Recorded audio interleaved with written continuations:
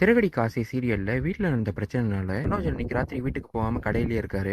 கடையில இந்த ஆளுங்க கிட்ட இன்னைக்கு ராத்திரி லோடு வந்தா நானே பாத்துக்கிறேன், நீங்க கிளம்பி போங்க நடந்துச்சு. தனியா ஃபீல் பண்ணி உட்காந்துட்டு இருக்கிறப்போ மனோஜை பாக்கிறதுக்காக முத்து வராரு. ஏய், இன்னும் வேண்டா நீ வீட்டுக்கு போகாம இருக்க? 10 மணிக்கு மேல தூங்காம ராத்திரி உட்காந்து வேலை பாக்குற ஆள நீ? எனக்கு என்னன்னு தெரியும். நீ சுயமா இருக்கியா இல்ல யாராவது சொல்லிதான் நடக்கிறியான்னு எனக்கு தெரியல. நீ இன்னும் சாப்பிட்டு இருக்க மாட்டியே, உன் மூஞ்ச பார்த்தாலே தெரியுது.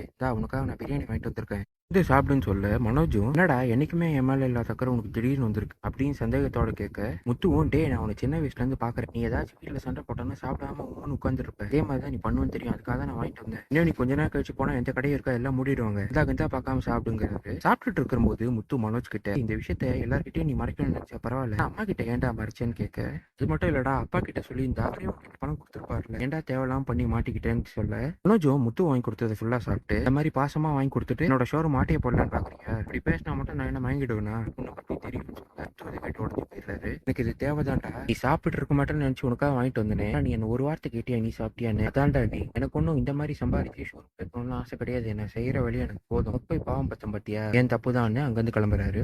முத்து மாதிரியே மீனாவும் ரோகிணிக்கு பரிதாபப்பட்டு விஜயா இல்லாத நேரத்துல சாப்பாடு கொடுக்க ரோகிணியும் அந்த சாப்பாடை சாப்பிட்டு என்ன மீனா நீங்க ரொம்ப சந்தோஷமா இருப்பீங்களே, என்னெல்லாம் உங்களை அத்தை திட்டுவாங்க, என்னை இப்ப அடிக்கவே செஞ்சுட்டாங்க, பார்த்தோன்னா நீங்க ரொம்ப சந்தோஷப்பட்டிருப்பீங்கன்னு கேட்க மீனாவுக்கு கோவம் வந்துருது. ரோகிணி இப்படிலாம் பேசாதீங்க, மத்தவங்க கஷ்டத்துல சந்தோஷப்படுற ஆள் நான் கிடையாது அப்படின்னு சொல்ல ரோகிணியும் ஏன் உங்க புருஷன் என்ன பண்ணாரு, எங்க 2 பேரும் ஏதோ குற்றவாளி மாதிரி கூட்டு முன்னாடி வச்சுதானே கேள்வி கேட்டாரு, நீங்களும் சந்தோஷப்பட்டிருப்பீங்களேன்னு சொல்ல மீனாவும் உங்களுக்கு போய் நான் போய் பாவம் பாட்டு பாத்தீங்களா, சாப்பாடு உங்க கொடுத்தது தப்பு, சாப்பிட்டு பிளேட் எடுத்துட்டு வந்து போடுங்க, நான் இங்க இருந்து போறேன்னு கோவமா வெளியே வராங்க. இந்த நேரம் பார்த்து முத்துவும் வீட்டுக்கு வர முத்து மீனா கிட்ட முத்து காலில் போட்டு இந்த செருப்பை கட்டி நான் இந்த செருப்பாலே எனக்கு 2 அடி அடியேன், நான் பெரிய தப்பு பண்ணிட்டேன் மீனா, மனோஜ் பையனுக்கு பாவம் பார்த்து சாப்பாடு வாங்கி கொடுத்தேன், என்னன்னா என்னையே கேள்வி கேட்டு ஷோரூம் மாட்டையை போட பார்க்கதான் இந்த மாதிரி பாசமான வார்த்தை எல்லாம் பேசுறியான்னு கேக்குறான், பண்ணது பெரிய தப்பு மீனா, என்ன நீ அடின்னு சொல்ல மீனாவும் கொஞ்சம் இருங்க, இந்தாங்க இந்த செருப்பை எடுத்து என்ன முதல்ல அடிங்க, உங்க அண்ணனும் அண்ணன் பொண்டாட்டியும் ஒரே மாதிரி தான் இருப்பாங்க போல, கூட ரோகிணிக்கு பரிதாபப்பட்டேன், அந்த மாதிரி என்னன்னா என்னையே கேள்வி கேக்குது, இவங்க பண்ண தப்புக்கு நம்ம என்ன பண்ணுவோம், சரி இனிமே இவங்க 2 பேருக்கு எந்த ஹெல்ப்பும் பண்ணக்கூடாதுன்னு பேசிக்கிறாங்க.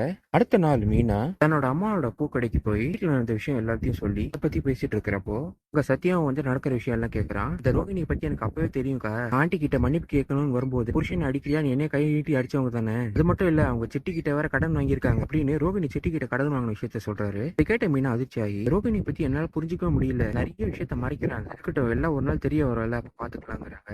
வீட்டுக்கு வந்த மனோஜ் ரோகிணியோட கதவை தட்டி ரோகிணி ரோகிணின்னு கூப்பிடுறப்போ இங்க வந்து விஜயா மனோஜ் மேல கோவப்படுறாங்க. ஏய் நீ ஏன்டா கதவை தட்டிட்டு இருக்க, அவ என்ன பெரிய மகாராணியா, தட்டினா வர வேண்டியதானே, உள்ள என்ன பண்ணிட்டு இருக்கா, அப்படி தூங்கிட்டு இருக்காளா, அவளுக்கு என்ன தூங்குற வேலை, நான் கூப்பிடுறேன்னு தட்டி வெளில வர வைக்கிறாங்க. இதான் இனி எபிசோட நடந்தது.